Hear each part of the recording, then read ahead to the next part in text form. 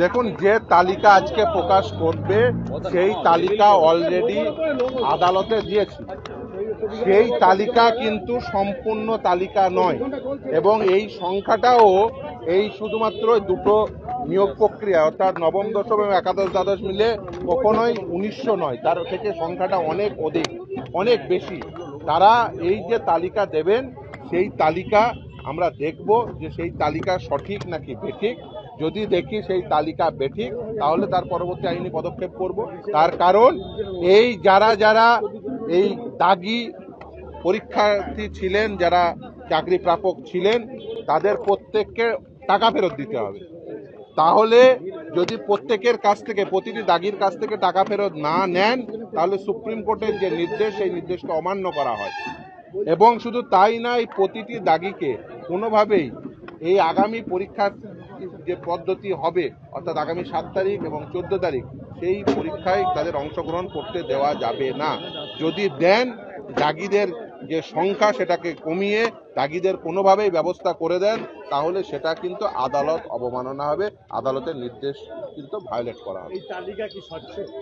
দেখুন, তালিকা যদি স্বচ্ছ হতো, যদি দুর্নীতি প্রথমে করেছে তারপরে যদি স্বচ্ছ তালিকা দিতে পারতো যে হ্যাঁ এরা দাগি আর বাকিরা অদাগি, তাহলে তো এই নিয়োগ প্রক্রিয়াটা বাতিলই হতো না। এই নিয়োগ প্রক্রিয়া কেন বাতিল হয়েছে? তার কারণ স্বচ্ছতার সঙ্গে ইভেন যে কাদের কাছ থেকে চুরি করেছি সেটাও অস্বচ্ছ। সব থেকে ভালো হতো এরা যদি এই তালিকা দিতে পারত যে এদের কাছ থেকে আমরা বাজার থেকে টাকা তুলেছি, এদের কাছ থেকে টাকা নিয়ে আমরা চাকরি দিয়েছি, তাহলে এই তালিকা স্বচ্ছ হয়ে যেত। ইভেন এরা চুরি করার পরে কাদের কাছ থেকে চুরি করেছি এটাও স্বচ্ছতার সঙ্গে বলতে পারে না। মানে এরকম একটা অদক্ষ অকর্মণ্য আছে যে যাদের কাছ থেকে চুরি করেছে, যাদের বাড়ি থেকে চুরি করেছে, বলতে পারে না যে আমি অমকের কাছ থেকে চুরি করেছি, এদের কাছ থেকে টাকা নিয়ে আমরা চাকরি দিয়েছি। আগে ভাবুন, এসএসসি, যে এসএসসি মেরিট ওয়াইজ কারা সিলেক্টেড হবে সেই এসএসসি সেই লিস্ট প্রকাশ করতে হবে। আজকে এসএসসি কে কি লিস্ট প্রকাশ করতে হবে? যে কাদের কাছ থেকে তারা টাকা নিয়ে চুরি করে চাকরি দিয়েছে।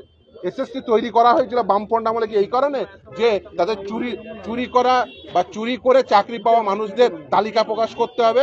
দুর্ভাগ্যজনক, আজকে এসএসসি কে যাদের কাছ থেকে টাকা নিয়ে যাদেরকে বেআইনি পথে চাকরি পাইয়ে দিয়েছিলেন তাদের তালিকা বের করতে হচ্ছে। অত্যন্ত দুর্ভাগ্যজনক।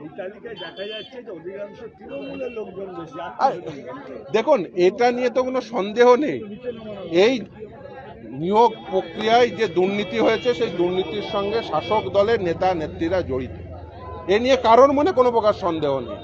এখন প্রথম যেটা করতে হবে সেটা হচ্ছে, আজকে তো যে তালিকা বেরোচ্ছে এই তালিকা হচ্ছে যারা চাকরি পেয়ে বেনিফিশিয়ারি, কিন্তু আসল তালিকা হচ্ছে যারা পয়সা পেয়ে বেনিফিশিয়ারি হয়েছেন তাদের তালিকা প্রকাশ করা। আর এই প্রকাশের দায় এবং দায়িত্ব হচ্ছে সিবিআই এবং ইডি।